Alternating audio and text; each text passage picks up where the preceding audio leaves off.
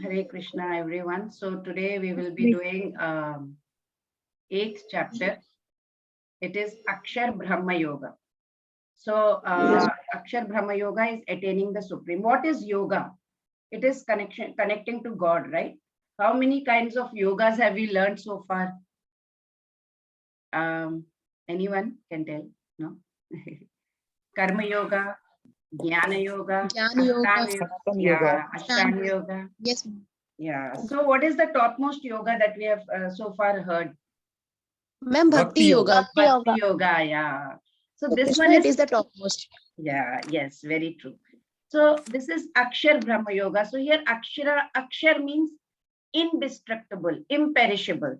So as this chapter deals with imperishable and absolute nature of God and the Pranav mantra Om, which symbolizes it, that Akshar means Om. That is why it is this chapter is called Akshar Brahma Yoga.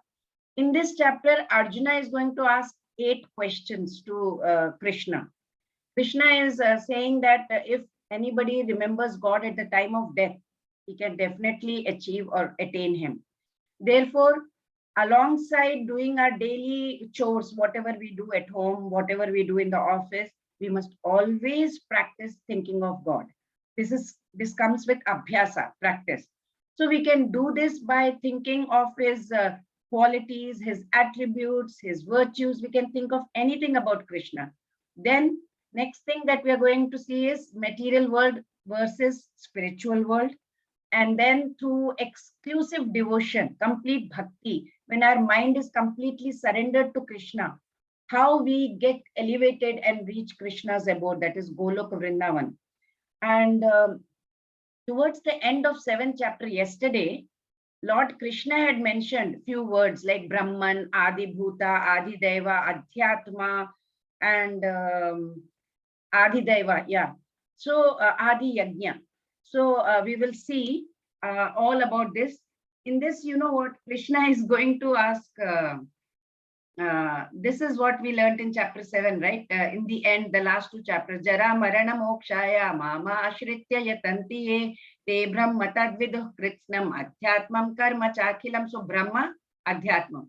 And 7.30, he says, Sadhi Bhutadi Daivam Mam Sadhi Yagyam Cha Ye Viduhu Prayana Kale Cha Primam Te Vidur Yukta Chetasaha. So here he is saying Adi Daivam Adi Yagyam Prayanakali. So here Krishna says intelligent persons who are trying liberation from their old age, from their and death, they take shelter in me by their devotional service, right? That is, they are actually Brahman because they entirely know everything about all this. And in 7.30, he says, those who know me to be the controller of everything can understand and know me. Here Krishna is going to explain the words. In 8.1 now, Arjuna is, the chapter 8 opens with Arjuna addressing Krishna as Purushottam, Purushottam, the supreme person. Purushottam means, why did he call him Purushottam? Because now he was putting questions not only to a friend, right, but to a supreme person. He knows now that he is the supreme authority and he will be able to give me definite answers. So Krishna is asking over here 7 questions in 2 shlokas. In only first 2 shlokas, he will be asking 7 questions. So in these verses, he puts forth 7 questions to Lord Krishna. So let's see what. Arjuna uvacha kim tat brahma kim adhyatmam kim karma purushottama adibhutam cha kim proktam adhidaivam kim uchyate. Hare Krishna. Who's reading? Let me, yeah, I'll translate today. Okay. Arjuna inquired, O my lord, O supreme person, what is Brahman? What is the self? What are fruitive activities? What is this material manifestation? And what are the demigods?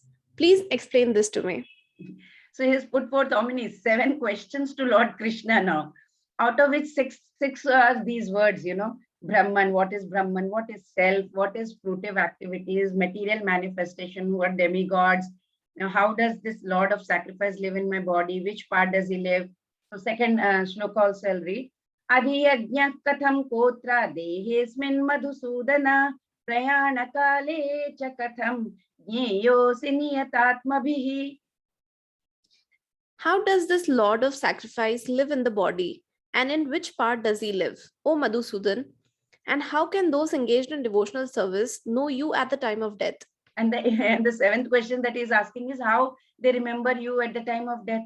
Now, since Lord Krishna himself introduced, right, in 7th chapter, end of 7th chapter, he introduced these subjects. So now Arjuna wants him to like kind of explain more, elaborate more upon it. So Lord of Sacrifice here. Lord of Sacrifice may refer to either Indra or Vishnu. And both Indra and Vishnu are worshipped as yajna performances, right? They're worshipped by yajna, whoever does the yajna. So here Arjuna asks, who is actually the Lord of yajna, and how the Lord is residing within the body of living entity? And here Arjuna in the second shloka, he says Madhusudana. Madhusudana he says because Krishna had once killed the demon called Madhu. Now Prayana Kale, the word next, Prayana Kale cha Katham. So Prayana Kale word here is also quite significant because Prayana Kale means what? When it is time to go. Whatever we do in life, it is tested at the last time, last minute, at the time of death. So Arjuna is very anxious to know. Those who are constantly engaged in Krishna consciousness, so who are they? What will their be position? What position will they be in at the final time, at the moment of death? At the time of death, what happens? All the bodily functions, they don't function well. They are disrupted. Mind is also not in proper condition at the time of death. So with this disturbed body situation, how can one remember Supreme God? And there was one devotee, it's written in, Srila Prabhupada had written in his purport, I read that, Maharaj Kulashekara. He was a devotee and he prays, right now my mind is undisturbed at this point of time. My health is also good. And if I die now, immediately thinking of you at your lotus feet, then I'm sure that my performance of devotional service will be perfect. But if I will wait for my natural death, then I don't know what will happen. It may also be that my bodily functions may not work. It can also be that my throat will get choked up. I do not even know whether I'll be able to chant your name or not. Better let me die immediately. So Arjuna is questioning, how can a person fix his mind on Krishna's feet at such a time? Now, Lord Krishna will talk about it in next 26 shlokas. There are total 28 shlokas in this chapter. 2 shlokas only Arjuna has asked these questions. Everything will be explained and he will answer all Arjuna's question. So these words have been given like Brahman. What is Brahman? We also need to know, right? So Brahman is Jiva or the soul, the indestructible living entity. Adhyatma, it is nature of Jiva or self. It is as such spiritual in nature. Now what is karma? Work, fruitive activities, action leading to material bodies. Fruitive activities are the actions that forge individuals' position in various lifetimes. We will do so many actions, right, in various lifetimes. They keep this soul in the cycle of this birth and death. Because of our karma, we keep coming back. Adibhuta. What is Adibhuta? Adibhuta is material nature. Physical nature is constantly changing. Material bodies are constantly changing, right? They generally pass from what? 6 stages. We are born, we grow, we remain for some duration, then we produce, we have some byproducts like babies, then we dwindle and then vanish, means that. So the physical nature is Adibhuta. It is created at certain point, it will end at certain point. That is Adibhuta. Then what is Adideva? Adideva is universal, supreme demigod, universal form which includes all demigods. It is a universal form of Supreme Lord. It includes all demigods and all different planets. Now, what is Adi Yajna? Yeah, Adi Yajna, enjoyer of sacrifice, is Paramatma. It is, where is it? It is present in the body along with the individual soul. So what is it called? Super soul. It is localized representation of Lord Krishna. Now, where does Adi Yajna reside? The super soul resides in everybody's heart. So now last question, that 8th question is, Arjuna is asking how to remember Krishna at the time of death. He says you have to practice. You have to practice. Abhyasa. You have to practice to remember him throughout the life. Third shloka. Shri Bhagavanuvacha Aksharam Brahma Paramam Swabhavodhyatmam Uchyate Bhuta Bhavodbhavakaro Visargah Karma Sangitah. The Supreme Lord said, the indestructible, transcendental living entity is called Brahman, and his eternal nature is called the Self. Action pertaining to the development of these material bodies is called karma, or fruitive activities. See in the picture, we can take any body out of 84 lakh species. We can take a body of any body, but in spiritual nature, we have only one body. But material nature, if you come according to our karma, sometimes we can be humans, sometimes we can be deities, sometimes we can be animals, sometimes birds, right? And with the desire to attain heaven and enjoy over there, we sometimes do some kind of services, devotional services, yajnas. But when the good deeds finish, we come back to earth in human form. So this is like karma. This process is called karma. But if we are in Krishna consciousness, such people, they stay away from such. They directly go to devotional service of Krishna. They assume Krishna consciousness and they want to return to Golok Vrindavan only. So here it says, Adhibhutam Ksharo Bhavaha Purushashchadi Daivatam Adhiyajnyohame Vatra Dehe Deha Bhritamvara. Physical nature is known to be endlessly mutable. The universe is the cosmic form of the Supreme Lord, and I am that Lord represented as the super soul dwelling in the heart of every embodied being. Here in this picture, if you see, the example has been given that of a caterpillar which thinks of becoming a butterfly, right? In the same life. First, it's a caterpillar, right? Pupa, caterpillar, you must have learned in science the cycle of butterfly. So in the same life, it becomes butterfly. So after seeing this example, it gives us some hope.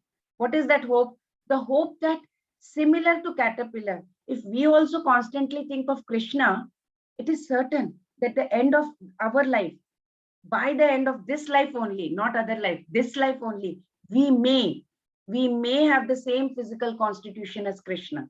We may try and get into this kind of devotional service and think of Krishna all the time. And if we continuously think of Krishna, by chanting Hare Krishna, it will purify us. And by the end of our life, we will be transferred to the kingdom of Krishna, the Golok Vrindavan. That's our goal. That's our aim. Antakale cha mameva smaran muktva kalevaram yah prayati samadbhavam yati nastyatra samshayah. And whoever at the time of death quits his body, remembering me alone, at once attain my nature. Of this there is no doubt. There is no doubt, he says. In this verse, the importance of Krishna consciousness is stressed. It says, think about me. Now in the picture, who will tell me who is lying there? Bhishma Pitama. Bhishma Pitama. What is he doing? What is he doing? He's waiting for Uttarayan to come. Makar Sankranti. Yeah, he had a boon. Bhishma Dev had got a boon, right? What was that boon? He can choose that his time of death. Very nice. By himself. He could choose his time of death, right? And if you leave the body remembering Krishna, you will attain Krishna. You will attain Golok Vrindavan. You don't have to come back. He was waiting for Krishna to come. So what was he chanting? Anybody knows what was he chanting? Vishnu Sahasranam. Anybody knows one or two lines of Vishnu Sahasranam? Anybody has heard of it? Vishnu Sahasranam. Om Vishwam Vishnur Vachatkaro Bhuta Bhavya Bhavat Prabhu Bhuta Krut Bhuta Brutbhava Bhutatma Bhuta Bhavanaha Bhutatma Paramatma Cha Mukta Nam Paramangati Avyayah Purasakshakshi Kshetrajnyo Akshare Vacha. It goes on like this. He was reciting Vishnu Sahasranam, 1000 names of Vishnu. And Shivji tells Parvati, Lord Shiva tells Parvati, Shri Rama Rama Rameti Rame Rame Manorame Sahasranama Tattulyam Rama Nama Varanane. It means Sahasranam of Vishnu is equal to one name of Rama, and 3 names of Rama is equal to one name of Krishna in this Kali Yuga. So it's so important that we chant Hare Krishna. The word smaran, if you see over there, Antakale chamameva smaran muktva kalevaram. Smaran means what? Remember. So remembering, what is important? Remembrance of Krishna is not possible for the impure soul, right? Who has not practiced only Krishna consciousness or devotional service. So what we should do? We should practice Krishna consciousness from the very beginning of life. Don't wait. And how do we do that? By chanting Mahamantra. And what is that Mahamantra? Anybody? Hare Krishna, Hare Krishna, Hare Ram, Hare Ram, Hare Ram, Ram Ram. If you have final exam, for example, or if you have a project to finish, you have to study beforehand, right? Or you have to prepare for your project beforehand. You can't do last minute, can you? Similarly, we have to chant from now. We can't wait till the last minute. Okay, last minute. Okay, once Yamraj will come, then I will start. So once Yamraj asked King Yudhishthira something, right? What did he ask? Let's see. This is from Mahabharata Vana Parva. I'll try to read this Sanskrit. Ahani ahani bhutani gachantiha yamalayam shesha sthavaram icchanti kim ashcharyam atah param.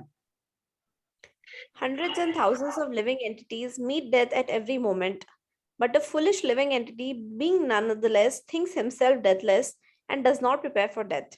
This is the most wonderful thing in this world. This is in Srimad Bhagavatam, also 7th canto, chapter 2. Yamraj once asked Maharaj Yudhishthira, what is the most beautiful thing within this world? That's when he replied this, about hundreds of living entities meet death every minute. But foolish people still think that they are deathless, they will not die. Everyone has to die because everyone is fully under control of this Maya, material nature. Yet everyone thinks he is independent. He can do whatever he likes to do. He will never meet death, he thinks. He thinks he will live forever and so on, right? But these scientists also, they are making various plans by which living entities in the future can live forever. But while they're doing all this, what if Yamraj comes and takes them away from the business of this whatever so-called research they are doing? What will happen then? So we should not wait. The whole takeaway thing is don't wait. Just keep chanting. Yam yam vapi smaran bhavam tyajatyante kalevaram tam tameva iti kaunteya sada tad bhava bhavita. Whatever state of being one remembers when he quits his body, that state he will attain without fail. Definitely. So Lord Krishna is stating in this verse, whatever thoughts are very prominent and it is dominating your mind at the time of death, that is what you are going to be in the next birth. That's for sure. So now that we know that, however, it is very difficult to attain God realization, right? So at the time of death, can we? Is it easy to think of God at that time? We don't know. Like, for example, if you have to plan travel to maybe for tourism or whatever purpose, you have to travel to some other country. You have to plan it very carefully, right? Before you execute, you have to plan, you have to think where you have to book the tickets, what are the ticket rates, everything you will sit, everything you will plan beforehand. You cannot just cannot make our plans and then just pack your baggage and leave. You cannot, right? You have to first plan, then you will pack your baggage. Similarly, we have to plan our journey of life from now onwards only and not wait till the flight is taken off. Did you understand? I think you understood. Flight takeoff means what? We die.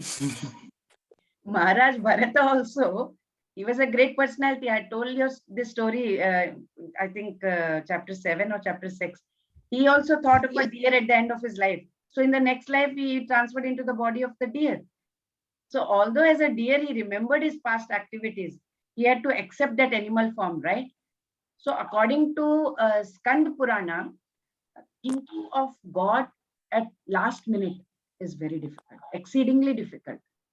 So if in one's present life, if one is living in the mode of goodness, Sattva Guna, and is always thinking of Krishna, it is possible, maybe possible, that one can remember Krishna at the time of death, at the end of one's life. So we need to be very careful what we are doing. Tasmat sarveshu kaleshu mamanusmara yudhya cha mayyarpitamano buddhi mame vaishyasya samshayah. Therefore, Arjuna, you should always think of me in the form of Krishna and at the same time carry out your prescribed duty of fighting. With your activities dedicated to me and your mind and intelligence fixed on me, you will attain me without doubt. You will attain me without doubt. Therefore, he is telling very clearly, says, therefore, Arjuna. So do your duty with your body. Fight. Keep your mind attached to me. So as a warrior, as a Kshatriya, what is Arjun's duty? He must fight. That is his duty. So, however, what Lord Krishna is saying to Arjuna is that even in the middle of the battle, keep me in mind. One should remember God. So same message is for everyone. Let us be students, or we are farmers, engineers, doctors, retired people, homemakers, professionals, anything. People often disregard this worldly duties and responsibilities. You know, they say, I cannot take up family responsibility because I want to move to a spiritual life. I want to leave everything and then lead a spiritual life. And on the other hand, some people give an excuse that they're so busy in their daily chores, daily activities, worldly engagements, taking care of family, husband, children, everything, that they know they don't have time to practice spirituality. In Mahabharat war, Arjun fulfilled his duties as a warrior. Number one, he did his duty. He fought valiantly without any attachment to worldly gains. So he followed Krishna's advice, Krishna's instructions. He kept his mind constantly engaged and attached to God. So therefore, at the end of the war, Lord Krishna declared that Arjun had not accrued any bad deeds, any bad karmas. So some people claim to be karma yogis. Like, for example, they will say, I'm practicing both karma and yoga. How? Every day they are doing their worldly duties, they call it karma. And then they sit for a few minutes of yoga by meditating on God. This is not the definition of karma yoga given by Krishna in the Bhagavad Gita. What did he say about karma yoga? Two conditions. While doing any work, the mind should always be thinking of God. While we are doing some work, our mind goes here and there, not thinking about God. And then second is remembrance of God should be constant throughout the day and not like in between, in intervals or intermittently. So how, like in the picture you can see Prahlad Maharaj at a very young age, right? He was fully in a devotional service of the Lord. So don't think that I will start when I will get old, I will get a time to sit and read Bhagavad Gita. Sometimes, you know, older people say, what are you doing? This is not the time for you to read Bhagavad Gita. Go play, have party, have fun. Friends also keep saying like that, but no, that there is no such time. Look at Prahlad Maharaj. So in the next verse also, Lord Krishna is stressing on the importance of remembering him. But how? How to remember him? Abhyasa yoga yuktena chetasa nanya paramam purusham divyam yati parthanu chintayan. He who meditates on the Supreme Personality of Godhead, his mind constantly engaged in remembering me, undeviated from the path, he, O Partha, is sure to reach me. See, what did he say? How? Abhyas, through practice. So now, how can one achieve this? To this, Lord Krishna replies, you must do abhyasa, regular practice. So what is the nature of the mind? Normally, the tendency of our mind is it will run here and there in different directions, right? So he says steady and regular practice, that is abhyasa. It will prevent the mind from running into different directions. You have to keep practicing. You have to train your mind. You have to start telling your mind, no, this is what I want to do. So Lord Krishna says that we must train our mind, form a habit about meditating upon God. This will come with discipline. It has to be done continuously as part of our daily life. alongside whatever we are activities we are doing. You may be a student, you may be working somewhere, you may be a homemaker, whatever you may be. But it has to go side by side, hand in hand throughout the day. And he has repeated these instructions to always engage mind in meditating upon. Several times in Bhagavad Gita, in so many shlokas, he has emphasized. Like in 8.14, he said, Ananya cheta satatam yo mam smarati nityashaha. Then in 10.10, 10.10, yeah, chapter 10.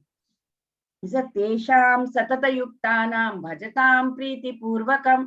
Then in 12.8, chapter 12 also, which is Bhakti Yoga, he says, Mayye vamana adhastva, Mai buddhim niveshaya, nivasishyasi mayyeva, ata urdhvam na samshayah. So everywhere he is telling the same thing. Engage in devotion, complete surrender to God. Such souls will receive divine grace of Krishna, and it will liberate us from this cycle of birth and death. You know this Ajamila story. It's a very nice story. There once lived a nice Brahmin, his name was Ajamila. He was very compassionate. He was very kind. He lived with his parents, young wife, always chanted prayers, did his all daily mantras and everything. So one day once he went to the forest to collect fruits and flowers to offer God, right, to do the worship, he came across a drunkard man. He was shamelessly flirting around with a prostitute. So he looked at the prostitute, he got attracted to that woman. He knew it was not correct. He knew it was not appropriate. But he was trying to control his restless mind, but he could not. He could not get rid of her thoughts. So eventually what happened? He went to her. He moved in with her. He fell down from his lifestyle. His habits degraded. He became like a cheat, a thief, gambler, everything. So with the prostitute, he had about 10 children, 10 sons. And the youngest one's name was Narayana. Ajamila was very attached to his youngest one. He thought of nobody else but Narayana. It was his favorite son. So he would not even eat or drink without Narayana, without feeding him. Years rolled on slowly. He became very old. And at the advanced age of 88, once he reached 88 years old, naturally, now death was coming near, right? So one night he was half asleep. He saw that some dreadful, ferocious things holding some kind of rope, they were coming towards him. Something they were holding in their hands, like Pasha. Ajamila recognizes it. I think they are Yamdutas, servants of Yama. So he said, they have come to take me. He was terrified. He called out his son, Narayana, Narayana. But because he was chanting the holy name of Lord, immediately Vishnu Dutas came. The deities came, servants of Vishnu. They arrived. So they looked immediately, they approached Yamadutas. What are you doing? Don't touch him. You cannot take him to Yamaloka. So the Yamaduta said, what are you doing? What are you saying? Who are you preventing us from taking? He is a very sinful person. He has done a lot of sinful activities in his life. He left his parents. He left his wife. He moved in with a prostitute.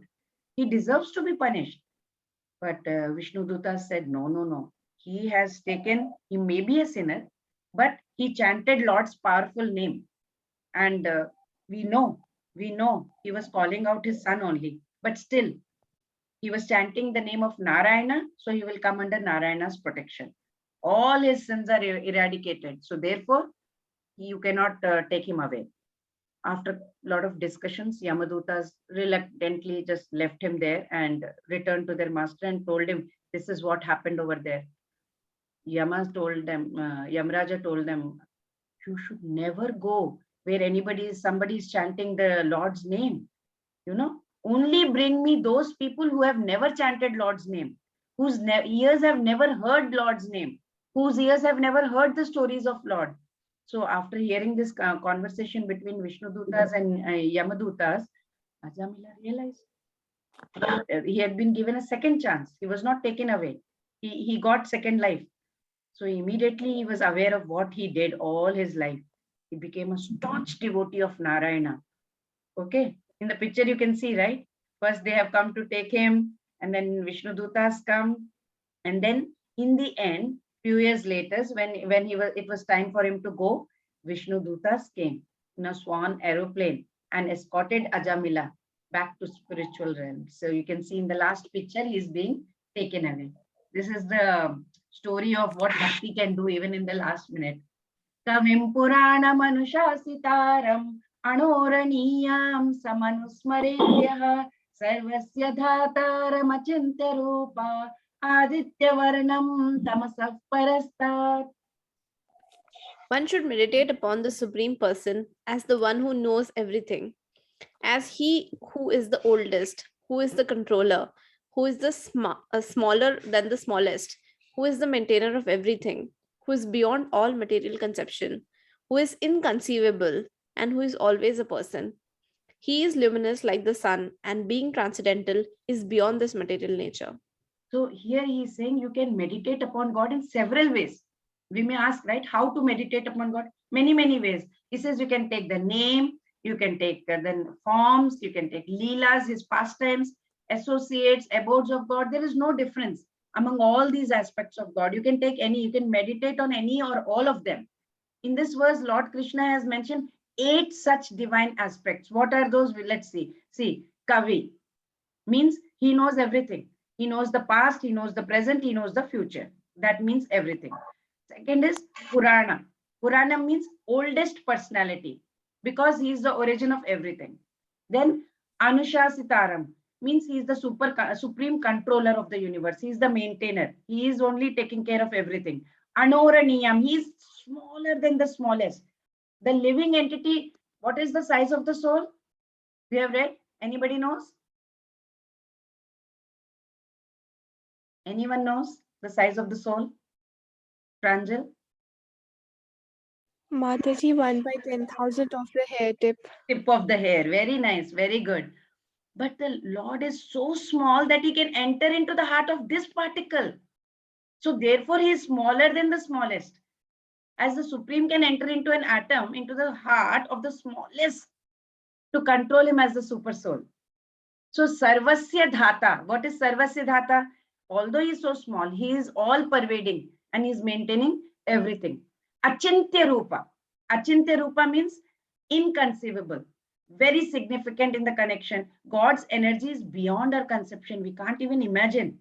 It's beyond our thinking jurisdiction. Therefore, we are calling him Achintya, inconceivable, Achintya. By him, all these planetary systems are being sustained, right? We are wondering how these big planets are all floating in the air.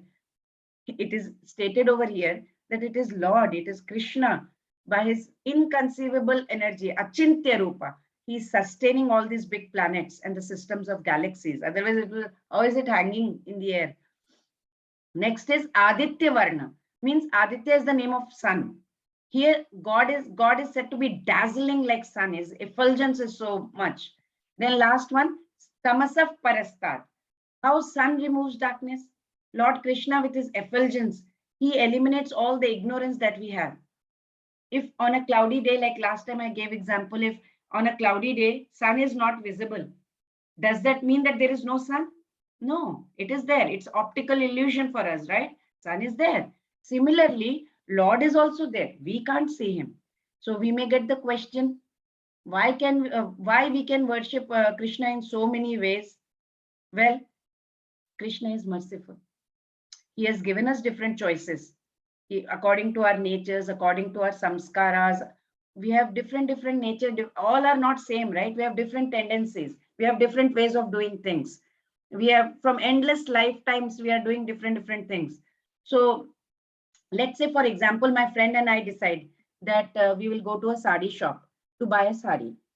Now, the chances of both of us buying the same type of sari, same color, same variety of sari, its style of sari is very rare, right? Because why? Because we have our individual choices. I may like red color, she may like blue color, something like that. When it comes to color preference or the fabric type, I may like silk, she may like polyester. Even the budget, maybe I want something like cheaper, she may want expensive. We don't know, right? That is why the sari shopkeeper, what does he do? He keeps variety of saris to cater to our choices and preferences. Similarly, In the Vedic scriptures also, they are offering various spiritual paths. Take whatever you can, whichever path you want, so that based on the level of sadhana we may have performed in the past lifetime, we may choose suitable paths. Some like this path, some like that path. So it's up to different individuals. However, it is Krishna is stressing bhakti, or the devotion of God, is what ties up all these paths together. All the paths are coming from different directions, but bhakti is tying everything in one common thread. Ultimately, you need to have the devotion towards God. मामुपेत्य पुनर्जन्म दुःखालयमशाश्वतं नाप्नुवन्ति महात्मानः संसिद्धिं परमां गताः. After attaining me, the great souls who are yogis in devotion never return to this temporary world, which is full of miseries, because they have attained the highest perfection. They will never come to dukkhalayam ashashvatam. Since this is temporary, it's a miserable world. This material world is full of miseries. We have birth, we have old age, we have disease, we have death. Naturally, who has achieved the highest perfection, who is attaining Krishna Loka, Goloka, Vrindavan, why will he want to return? Why do you want to go through this misery again and again and again? So what happens when one attains God? Once God realizes, the soul is liberated, right? From what? From the cycle of birth and death. So when does the struggle start? So when does it start? It starts from mother's womb, from inside itself, right?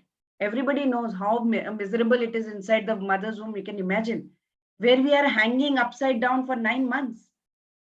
Then we go through the painful process of taking birth.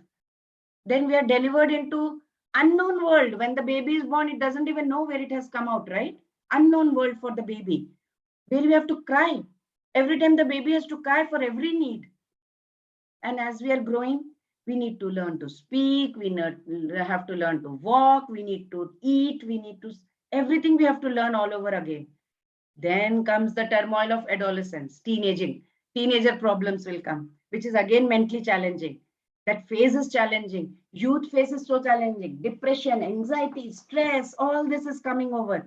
Then adults, then responsibilities, then pressure of getting married.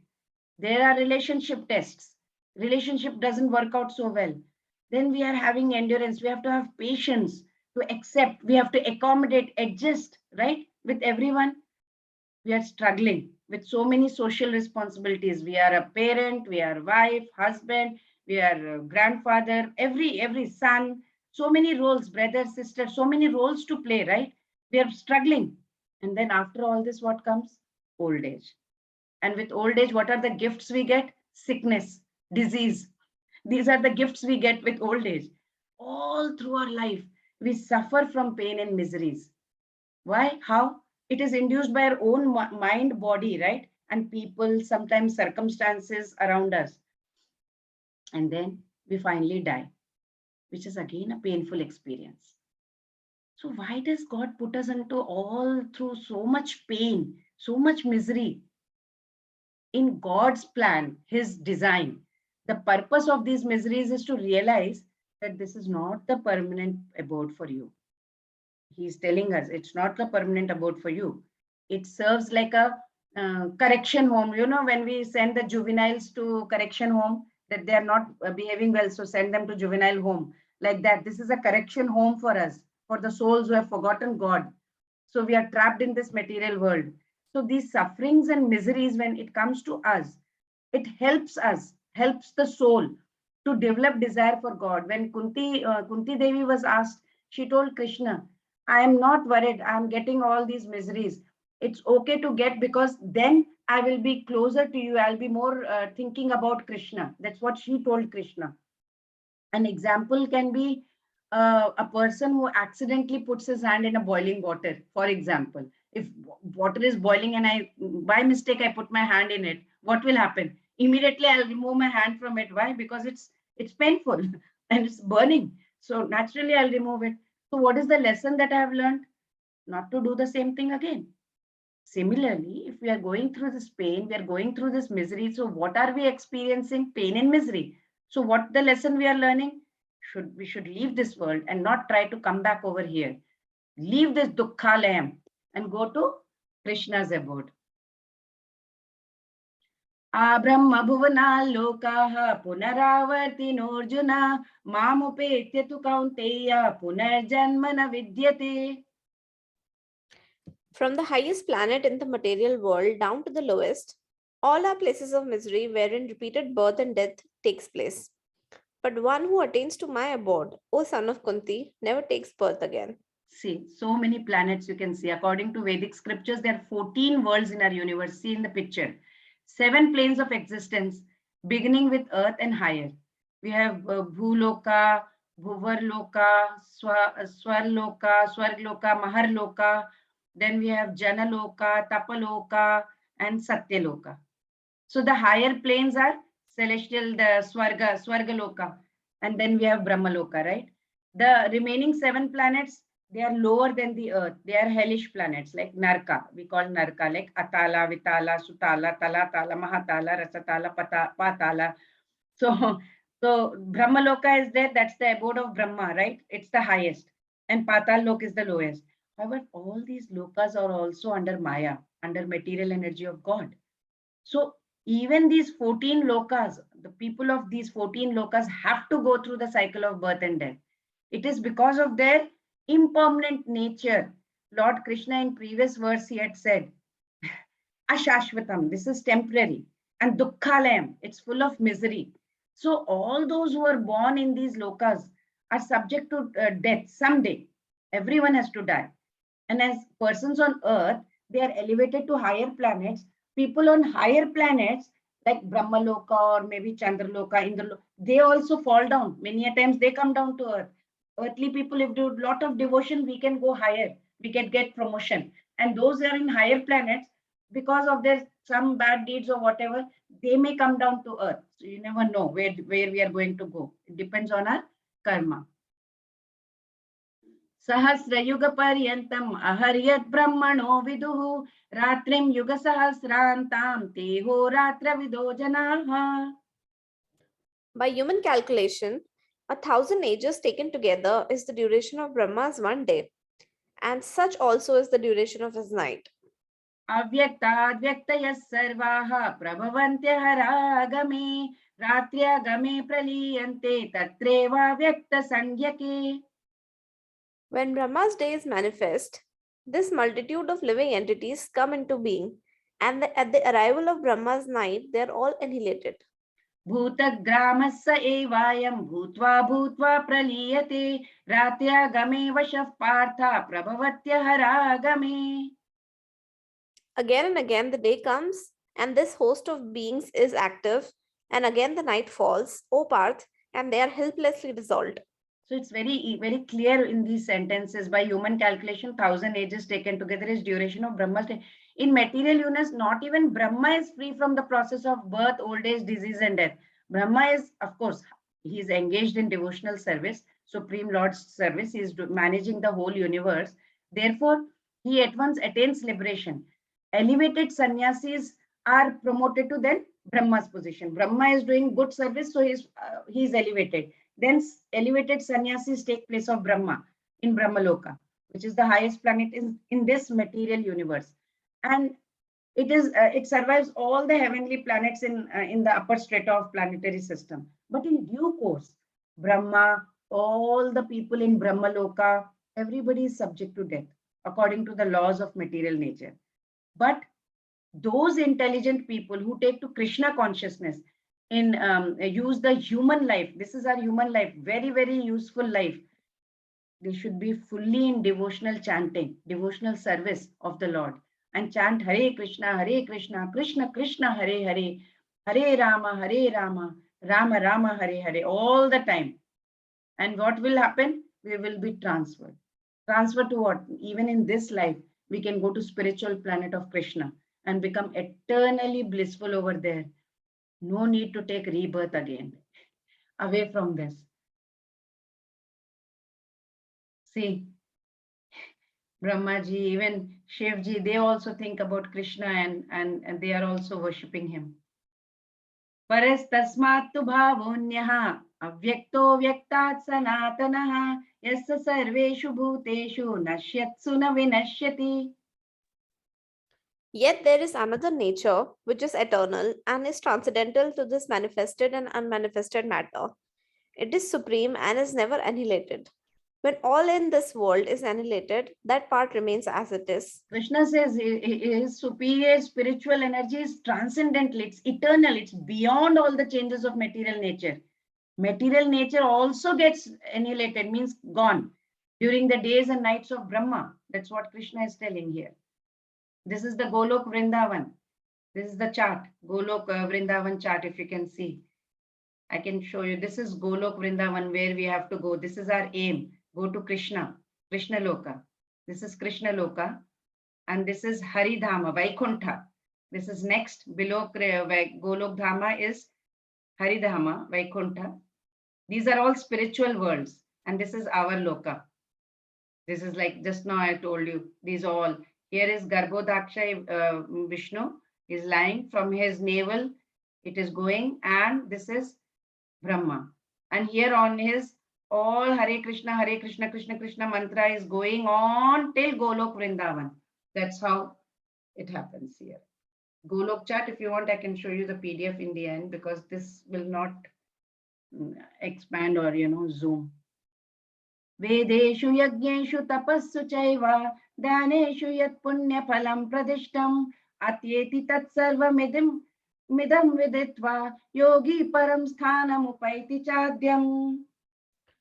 A person who accepts the path of devotional service is not bereft of the results deriving from studying the Vedas, performing austere sacrifices, giving charity, or pursuing philosophical and fruitive activities.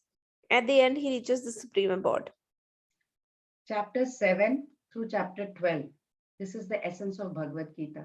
Now, for example, you see this burger. So what is the most important point in this burger? What gives you the taste?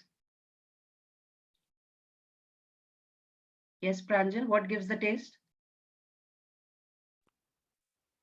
Mataji, the middle part, Yeah, the fruits and all the veggies over the there. veggies. So this is the most, if you remove that, nothing is there, right? So this is the first 6 and the last 6 chapters are like the coverings of the burger. The first 6 on the top, the last 6 on the bottom. And in the middle, it is all Bhakti Yoga. It is protected by the Lord. So chapter 7 to chapter 12. On the top, first 6, last 6, in between chapter 7 to 12, it is covering. So this is the essence. What we are doing, reading now from 7 to 12, this is the essence of Bhagavad-Gita. So like you can see in the shell, right? The pearl is there in the center. It has on the top and the bottom lid, right? It is, once you open it, what is there? Very precious pearl. So chapters 7 to 12, these are very precious. It is protected by the Lord. That's why he kept it in the middle, Bhakti Yoga. So we are very fortunate to read Bhakti Yoga, especially the middle 6 chapters in the association we are doing with each other like devotees, right? All of us here. So Bhakti Yoga, what is it? It's the system that Gita recommends above all others. All others is Bhakti Yoga is the top. We can engage in Bhakti in like 5 different ways. Lord says we can do like Santa Bhakti, like we are engaging in neutrality or devotional service, right? And then Dasya Bhakti, we can be like servants of God. Then we have Sakhya Bhakti, means friendship. We are friend. We treat Bhagwan as friend. And Madhurya Bhakti or Vatsalya Bhakti as parents. We have Vatsalya for our Krishna. Like I will treat him like my son. Or Madhurya Bhakti, like conjugal lover. I can look at him as my lover. So you can, it's up to you. In any of these ways, the pure devotee is constantly engaged in loving service of the Lord Krishna.